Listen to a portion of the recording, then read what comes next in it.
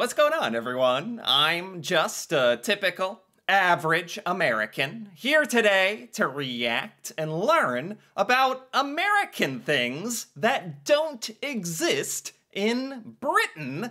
Now, this topic is a bit of a mind bender for me, because usually in these videos, I'm learning about British things that I've never heard of, British things that don't exist here in America.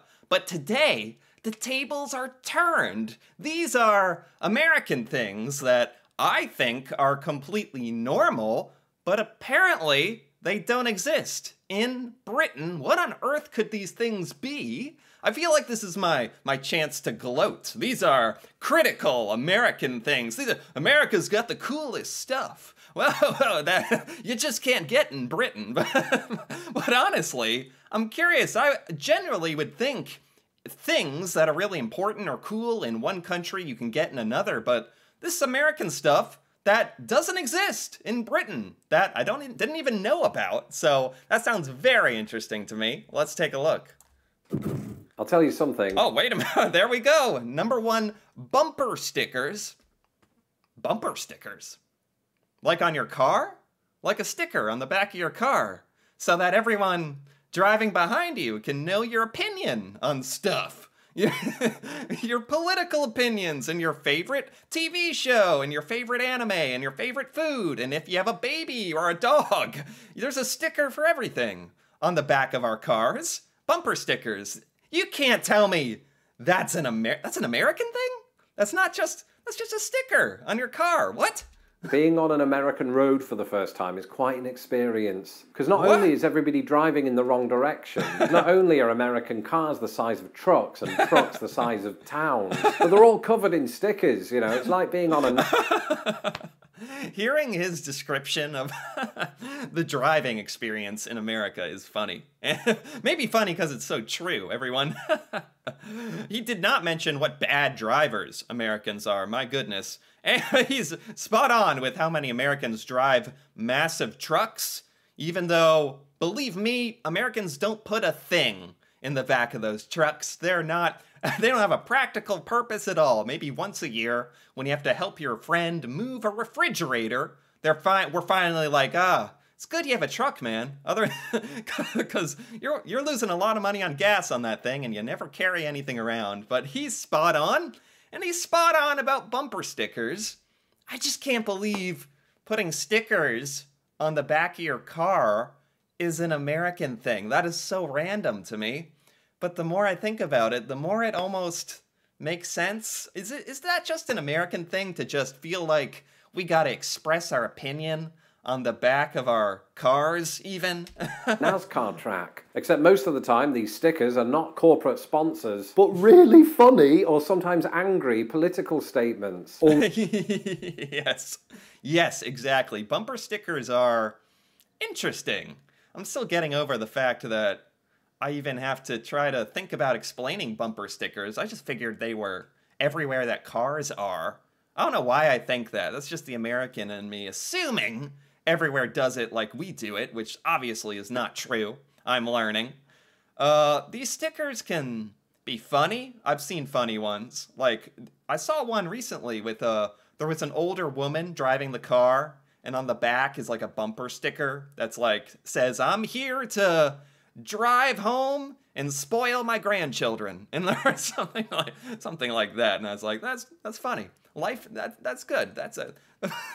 Life is good when you see a bumper sticker like that. But a lot of the other time they can be kind of offensive on purpose, or silly, or just weird, or political, or religious affiliations, or a signal to other drivers that this car doesn't just have humans in it, there's also a baby on board. Yep. And these are known as bumper stickers, which to some Americans is quite a generous term, because some people plaster them all over the boot/trunk, and even... Yeah.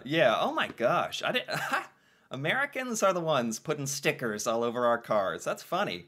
Yeah, it's a big trend to put, like, little stickers representing your family. Like little children, or a baby, and a dad, or a mom, or a dog, or whatever your family composition is. Just, to let people know. When I think about it, what is the purpose of all this? Just to let Strangers know intimate details about your life. That's what us Americans like to do. Even the back window, which, might elicit some interesting responses to the sticker that says, "How's my driving?" But in Britain, Yep. it's rare that you'll see these things because the only Really? people that play with stickers are children, and they're not really people. Wow, this is rare? I'm sure sometimes in Britain, sometimes people have to put stickers on the back of their car. Like maybe they're considered very strange and very outgoing and weird. In America, it's just so normal. It's so normal. You stop even noticing them after a while, to be honest.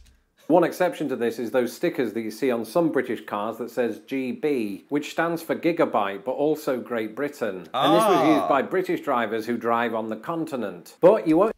Drive on the continent? Great. A sticker on your car that says Great Britain.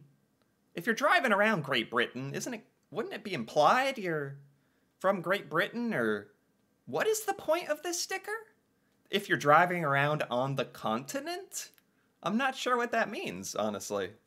Don't even see these anymore because as of September of last year, these letters have changed from GB to UK, not as in the University of Kentucky, but the United Kingdom. I don't know why I explained that. Anyway, these are known as number plate stickers and aren't really quite the same thing as bumper stickers. No, they're not. Number plate sticker? So that has some kind of functional purpose to let people know something? Or it's not like a bumper sticker. I almost want to look up some bumper stickers real quick. Bumper stickers. Maybe funny? Some funny bumper stickers? You can get them on Amazon. What? Something about Ted Cruz? About Democrats. I eat sand. Just a little sometimes as a treat. Sorry for driving the speed limit. Some of us have warrants for our arrest. You see? Sorry for driving so close to the front of you. Yes, there's a lot of kids in here. I have good brakes. Do you have good insurance? Yes, there's a lot of bumper stickers that are for tailgaters, for Americans that drive really close behind you, like way too close, and it's scary. So people put like passive-aggressive bumper stickers saying like, "Oh, yeah, how's the back of my car smell?" or something, Wow, so that's an American thing. Who knew? Well, Peeps. Peeps. What are we talking about? Well, Easter is on the horizon, which means I have to be wary about people putting peeps in my mouth. Sorry. Oh, Peeps, the candy, the Easter food. Oh, okay. Let me show that. Wait a minute. You're telling me this is an American thing? Peeps. Yeah, Peeps, I don't know why I feel like if I keep saying that, suddenly people from Britain will know all of a sudden. Peeps, No. Suddenly it'll all make sense to you. Peeps. Little, between you and me, disgusting, really artificially tasting marshmallow, little birds and rabbits people eat for Easter. They don't taste good, honestly, but they are like absolutely synonymous with the Easter time, one of the most popular candies. I would have totally figured this was just a general worldwide thing, that these were super popular everywhere. Huh. Sorry, I was force-fed them a few years ago and I only let it go. Peeps? What are peeps, my British viewers might be asking? Really? And peeps, outside of social and political injustice, are the single worst thing that America has ever done. I mean, it's not the worst thing we've ever done, but it's pretty bad. These are marshmallow covered with sugar, but somehow the marshmallow is the most artificial, disgusting. And believe me, as an American, I enjoy a good, sugary, artificial, like disgusting candy as much as the next American, but just not Peeps. I don't know who likes Peeps. I don't know how they're in business. They're pretty darn bad.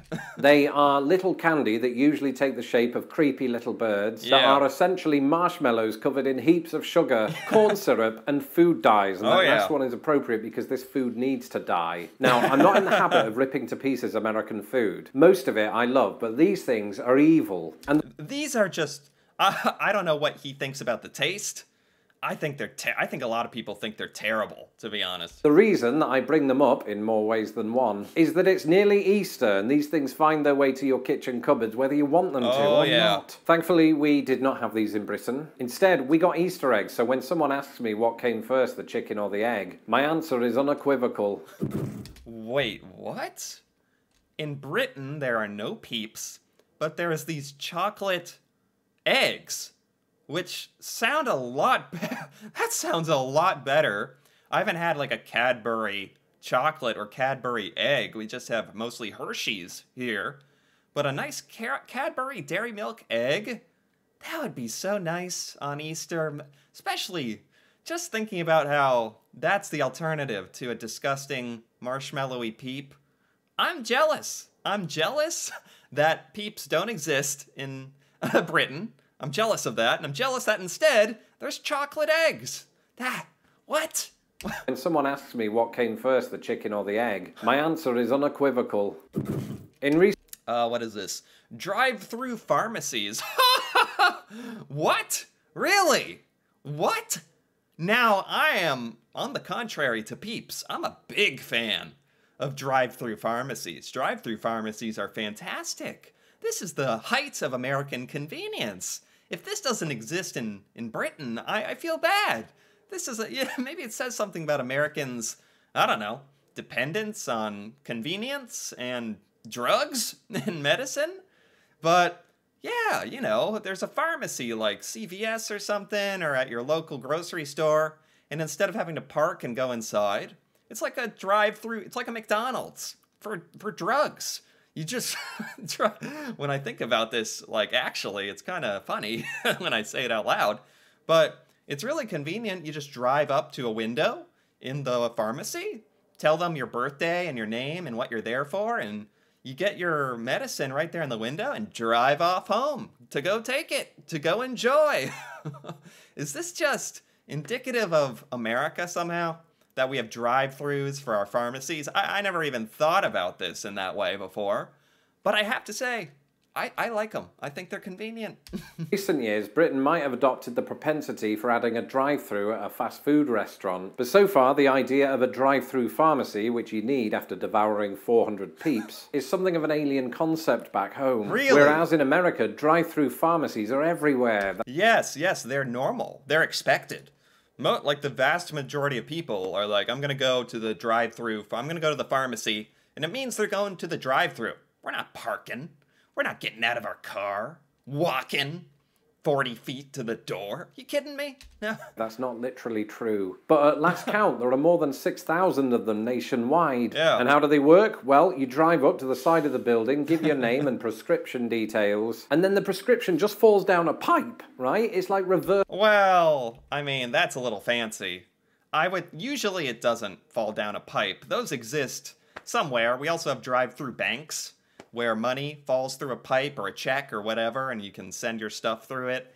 Pharmacies, for the most part in the United States, are not using pipes and like that hydraulic air system. It's usually someone at a window handing you a bag of drugs, like, to be most 90% of the time, I think, maybe more. And prescription details, and then the prescription just falls down a pipe, right? It's like reverse Augustus Gloop. And if you want more details on the difference between British and American pharmacies, check out my video, 5 Ways British and American Pharmacies Are Very Different. Oh, I bet that would actually be extremely interesting. Because already the drive-through is a big difference, huh? Till then, let's talk about this. In Britain... ranch dressing? Ranch dressing? No. This doesn't exist in Britain? Ranch dressing? How are you surviving? You're missing out on something. This is, wow. Ranch dressing is an American thing.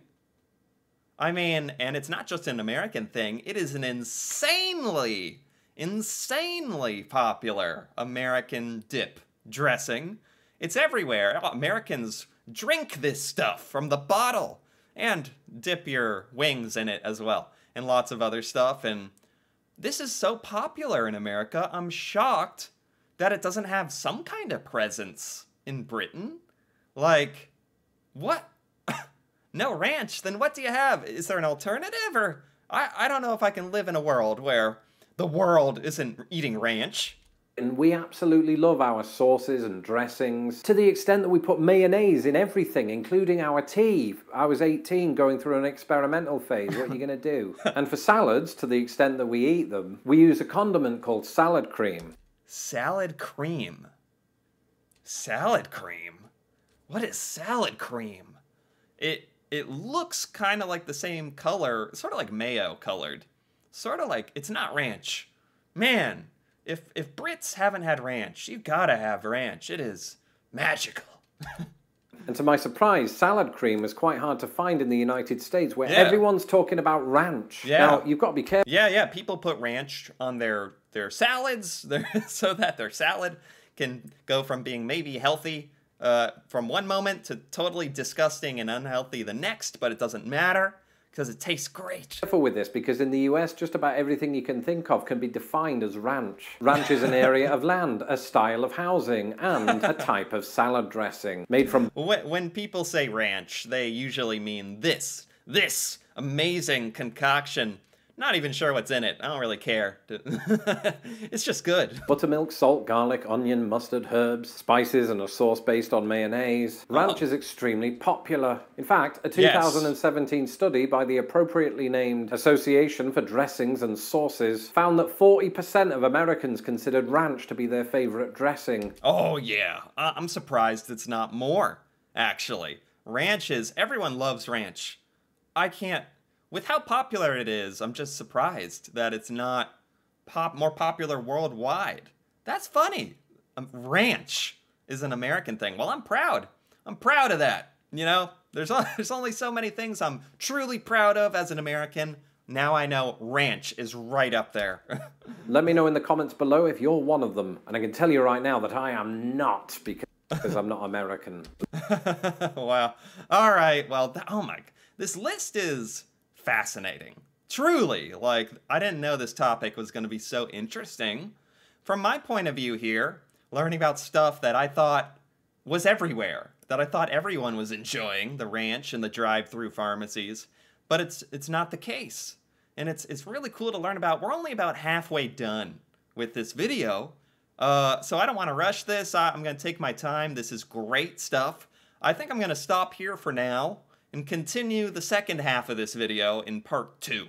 So, if you've enjoyed this video so far, feel free to give it a like or leave a comment, perhaps on what you think about some of this stuff. Ranch and bumper stickers and peeps and drive-through pharmacies, stuff I thought was everywhere, but isn't. Man. And if you're interested in part 2 or more videos like this, me reacting to Britain and British culture, feel free to subscribe for more. And until then, thanks for watching, and see you next time.